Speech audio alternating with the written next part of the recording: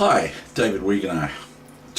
Hi, David Weegenaar. Yeah, that's like I say, love David and love me too, and love you too. And so if I say, I say at the end of my text messages, particularly that of to Heather, love David and you too, which means love David, love me. But that's okay. We're not going to talk about that. I used to like sending that text to Heather often, that sort of thing. Anyway, what's Kiwi up to this time? What's Kiwi up to this time? And the date is the 29th of June 2017, and it's 4:30 on my PC or thereabouts. So 4:30 PM, so it's in the afternoon. So what is Kiwi up to? And I've got my Pam's coffee here. Now I've promised to do a couple of things first, or one thing I've promised to do first is I've just been talking about dogs and what dogs do and all that sort of stuff. But anyway, that dogs are quite cool and everything like that. Dogs are quite good, and according to cats, dogs are pretty silly or not very intelligent. I choose to differ. I think dogs are great, but with any sort of responsibility of owning a pet or having a relationship, whatever it may be, there are responsibilities with it too. With owning a house, for example, you have to keep the lawns tidy, you have to make sure the house is painted every 25,000 years or whatever it might be, all those sorts of things. So with ownership or with relationships and that sort of thing, even with dogs and cats, you have to do things like pick up things as well, and we're not going to go into details here. Anyway, I just like to say a business has just moved in next door to me about a month ago or so, and they are called Lucky Cat.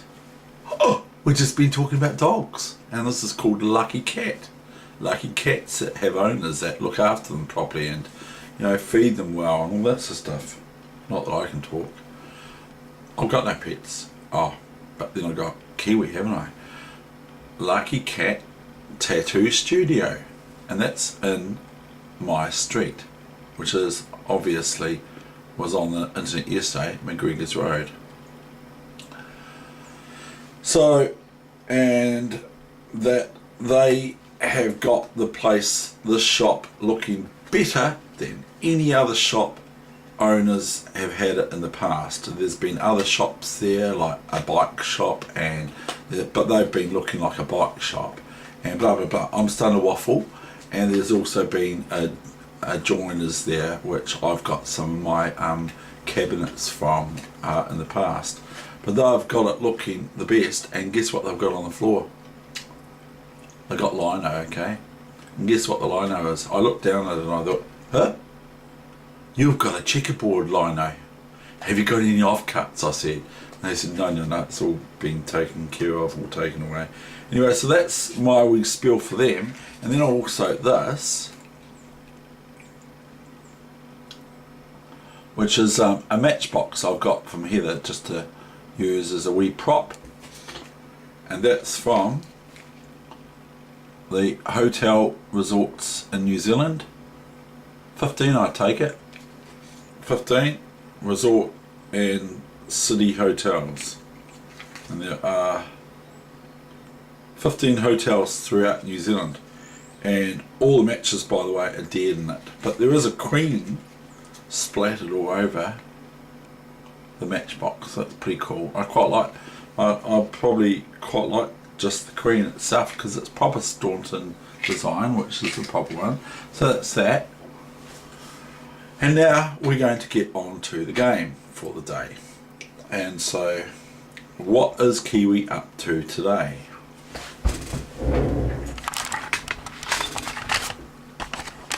Huh? What's that in your headband, Kiwi? What is it?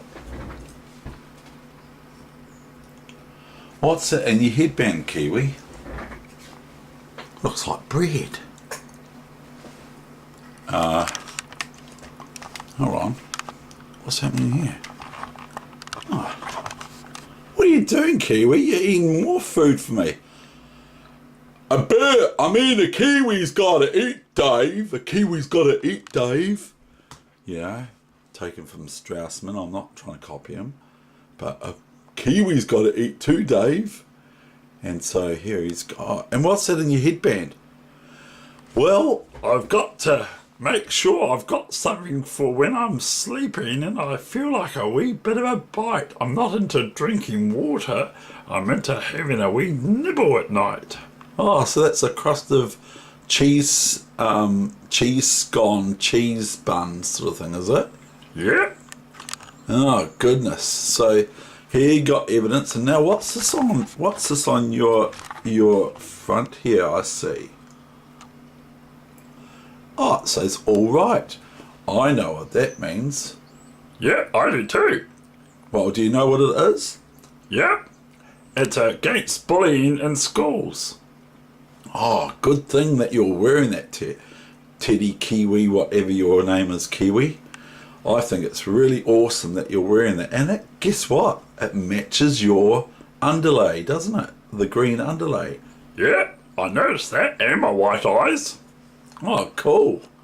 Oh, well, that's pretty good. So anyway, that's Kiwi for the day. Now, can I put you away? But I have to remember, you've got to eat that food because otherwise it'll go stale. Yeah, I know about that, Dave. Doll. Anyway, so we're going to say goodbye to Kiwi. So that's all from Kiwi today on the Muppet Show. But I do suggest you eat your food before you leave the table. Oh, no, it'll be okay. And by the way, we all know what happens... pardon me, we all know what happens after you've eaten, don't we, Kiwi? Because I've just been talking about that with dogs, haven't I? Yeah. Yep, you have to go visit this place, don't you? Sometime in the day you have to visit that place. So I prefer you visit that place instead of leaving it on the lawn. Okay, thank you, bye-bye. Okay, Kiwi, we're going to have to move you. Sorry about that. Oh, that's all right, Dave. Yeah, well, and I have to talk about last night. I thought, well, I spoke last week about being at the Canterbury Junior Chess Club. I'll just grab you very carefully. Fly, fly, flying Kiwi, fly. Hey, look, you're flying. You gotta watch out that you don't, when you're flying like a seagull, you don't forget about things that when you're flying and if you're a seagull or Kiwi flying super Kiwi, zoom, zoom, hello. Hey, boys and girls. Oh, better get out of here quick because David will go too long. Like usual. Whatever. He's really verbose, isn't he? He's really verbose. V-E-R-B-O-S-E. David hates that word, verbose. Oh, okay, fine, that's right, Kiwi, it'll keep.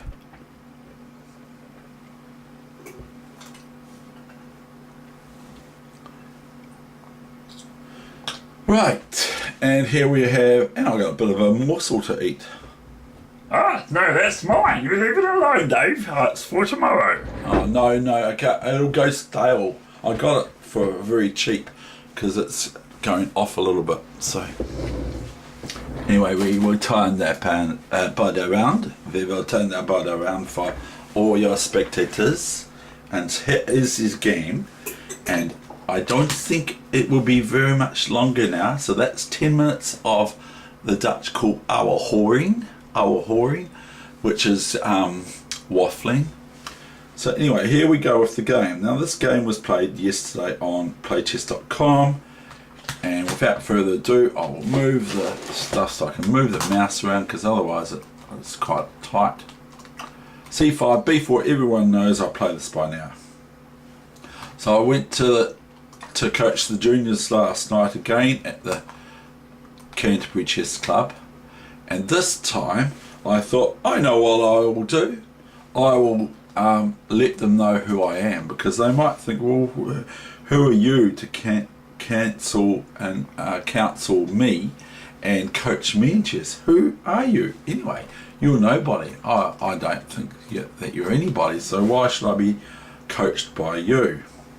So I, instead of talking about it and trying to express why they might benefit, I played them simultaneous chess, didn't I? And then after that I had a sort of a pseudo respect from them. Just think, well, you know, you must be quite good if you can do this.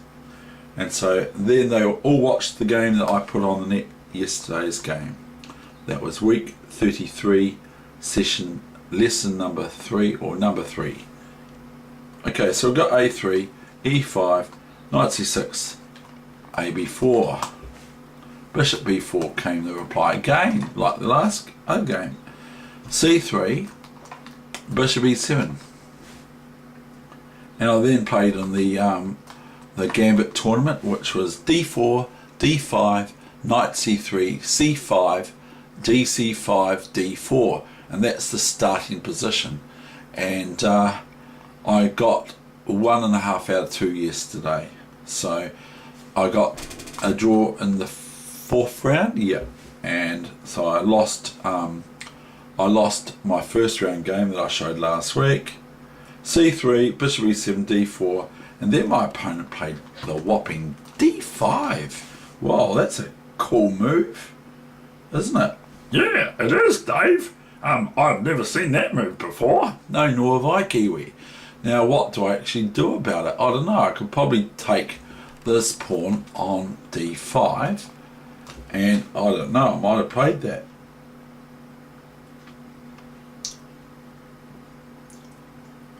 D5, and I went DE5. And my opponent did the obvious. Now I actually think that the other way is better, as I just do here. After queen takes, I just go pawn takes here. Okay, white gets to have to move the king, but I've got my pawn, and I've got a wee little slot for my king to sit in, because the queens are gone now, but that's not very good, Dave, because the bishop comes out straight away and hits it. So black's got good play, you know, because they're going to threaten cast in here and all that sort of thing, but that's not the game. D5, and I went DE5. You mainline, you should know that computer, you know about chess. Not that I play it the best, but you should know that computer. Queen, oh, no, not there, Dave. No, I didn't go there. That'd be suicide, that'd be suicide, that'd be suicide, that'd be suicide, that'd be suicide, that'd be suicide, that isn't. Queen D8. Chuck came the reply, Chuck. Not Chuck from Straussman, but Chuck. Chuck. Bishop D8 takes the queen back on D8. Knight F doesn't take the queen back. Knight F D2. Bishop F5 came the reply. Bishop E5. Knight G E7. F4. Then I'm concentrating my defense of this pawn. So my opponent takes here, I take with the knight. I don't mind, because I've seen all the moves still, even though I played them the other day. Bishop A3, Rook E8. Castle. Knight's Castile. Bishop B6, check. Chuck. And I don't mean to that either, but anyway, chuck. King H1, A6. Bishop E7, Rook E7. Black could play this too, but then they're going to have a weak B pawn like in the other game I showed yesterday, week 33, number 3 session. So Rook E7 came to reply. Bishop C6, BC6. Now this might be another one about swindling. swindling in chess, because it happens. Knight BD2. Now what does black do? This might be another swindle, you see, which I've just spoken to a good player. Now look at this. Look at this rook. Where's the rook going to go? I thought, oh no, what am I going to do now? These bishops are so strong. I was actually worried about this. Bishop here, and I can't go here, can I? So go here, and then they can play around with my rook and my knights and pin my knights and everything. But my opponent didn't play bishop f2 from memory. They played a5.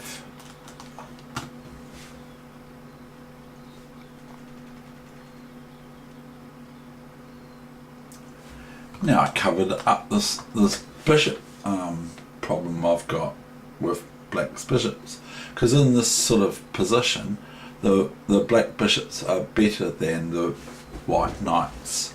The white knights, we're actually playing the white side, aren't we, for a change? I'm always usually playing the black side, the Kiwi All Blacks, but now I'm not. I'm playing the white side. Now I'm trying to get black to cover up their bishops by playing moves like c5. That it's going to take a little bit, maybe longer, to remedy that. So knight force f3 a4, and then I go c4. So I'm still sort of not planning, but still sort of I'm scheming here. Now if this, then I just take this, and then if the bishop takes, then I go rook takes rook, and soon thereafter is checkmate. Okay, so that's not a good idea for black, who incidentally black was rated, I don't know, I can't find it out. So bishop d3, rook fe1, a5, c4, and comb a3. That's quite good, isn't it? It looks quite good. Rook e3, bishop g6,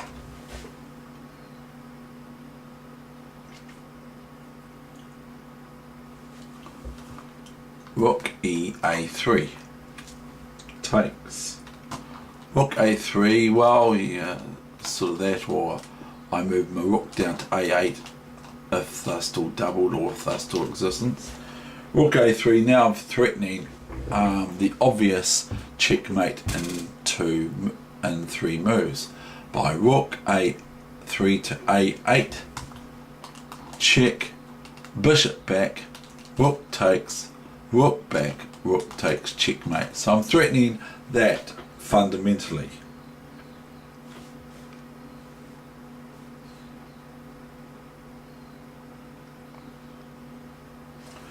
Now came the response f6. Fair enough, causing a luft, giving black a luft on f7 to get their king off the back rank, and it also can defend. Black can also defend with rook e8 or bishop e8 if there's a rook check, if they so wish. It's not up to me. I'm not playing black, I'm playing the All Whites from the, what are they called now, from the New Zealand All Whites? The All Whites. So I'm playing the All Whites now versus the All Blacks. And I think it was Germany. My opponent was high rated, but I'm not going to go into details. I went just here because there's no checkmate here for white to be met by, because 1, I can just take the rook, and 2, I could just, if I wanted to, move my knight back here and that sort of thing. So ef6, gf6, black's got to be careful. Hold on, I've done something wrong here, Dad.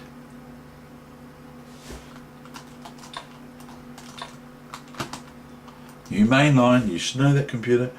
Gf6, Gf6, Rook A6. So black has to be very careful of giving away pawns, which they are now doing. And I have to be careful for my king, and that I don't allow a checkmate to happen. And it's 5 minutes. So how's the time going? Not very good for me, I believe. I don't think it was going very well.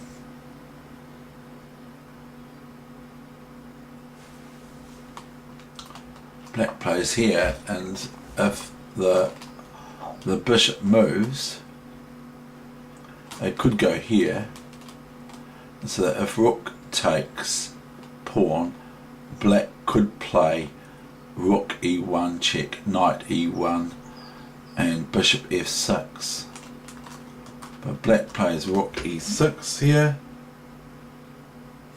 I now give my square to my king, h3. I have to be careful of this little wee tactic, that I don't go here. Say for instance we play a dummy move for black here, bang, I've already lost my rook, haven't I?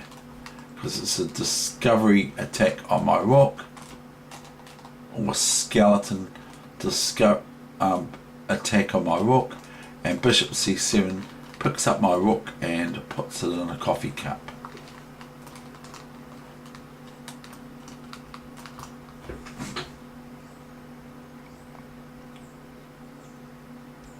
h3, king f7, rook a8. It's actually not easy, this position, because the bishop's quite good. Rook e2, fair enough. White is met with reasonable aggression.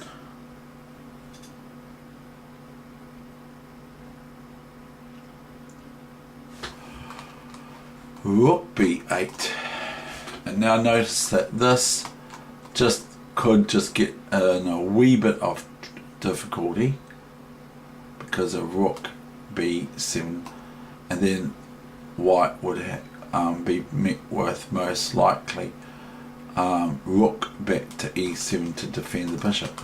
So if here now, then this bishop's pinned here, isn't it? So it has to be defended. It can't be defended by anything else. The king can't defend it because it's 2 squares away, or 3, however you want to look at it.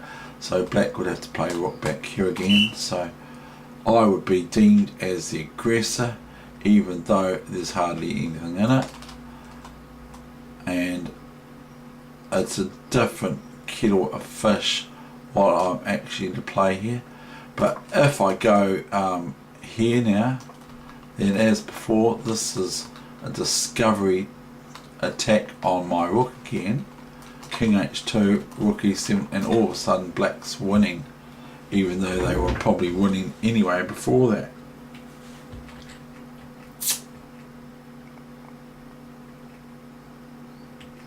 So we got bishop, rook b8, bishop d8. What? Can't do bishop d8. Didn't do that. Rook b8, bishop d8, rook b7. You gotta be kidding me. I didn't even take that bishop. Why not? I don't know why not. I went rook b7 check. That's what the computer says I did. Yeah, you even said it, computer.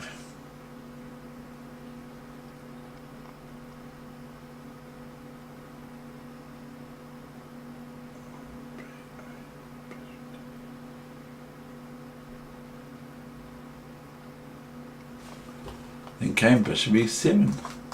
Imagine that. I can't even believe that. But I did miss a win of a piece yesterday in my match game, which my opponent was quite happy that I didn't notice. And we ended up drawing. He's rated higher than me. But we seem to have interesting games between us, and I seem to do okay against him. I think he freaks out a wee bit too much, actually, to be absolutely honest, which I say I'm honest anyway. Bishop e7, king h2. Bishop d3.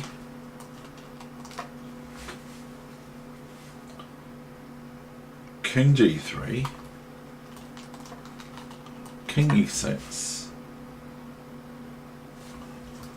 Rook b6. Just being a pain. Just being a pain. Rook b6. Now I believe I swindled my opponent here. Bishop d6. Look at this. King h4. Now look, wait for the swindle. Rook g2, and it wasn't even a really good one. Rook g2. Knight b3. King d7. Rook b7. And guess what my opponent played? That's the wee little question mark on this game today. Guess what my opponent played here now? And that will be the end of the session. So I'll have a slocky, as the Dutch call, a slocky of my lekker bakkie coffee, and or, you know, because coffee's great, isn't it? Now I can just about get checkmated here, almost. I think I can, because if, let's say for instance, black plays this, okay, and then I play a hack move, knight rook here, bishop here, king here, bishop here, king here, bishop here. Okay, where's the king going to go? The knight can go there, but that's no good, is it? Bishop here, or here, wins the knight. So I'm lost. I do not doubt it. So my opponent was very careless. They went king c6. And what's the one mover that everyone should be able to see?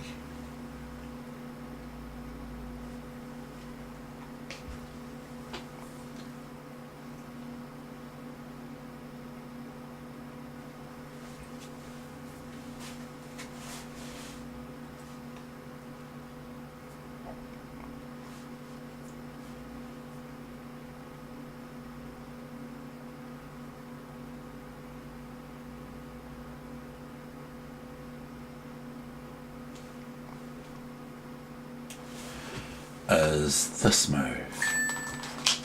You mainline computer. I think this is a checkmate.